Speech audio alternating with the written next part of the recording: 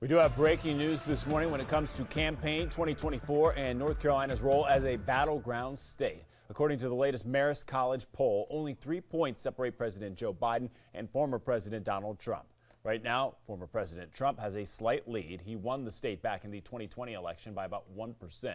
And it's not expected to be the only tight race in November, of course. That poll found that only 2 points separate Democrat Josh Stein and Republican Mark Robinson in the race for governor. The Attorney General and Lieutenant Governor are both in the running for that seat since Governor Roy Cooper has reached his term limit. Remember, WBTV is your election headquarters, and we plan to follow all of the major races closely. Go ahead and scan the QR code on your screen for everything you need to know ahead of November.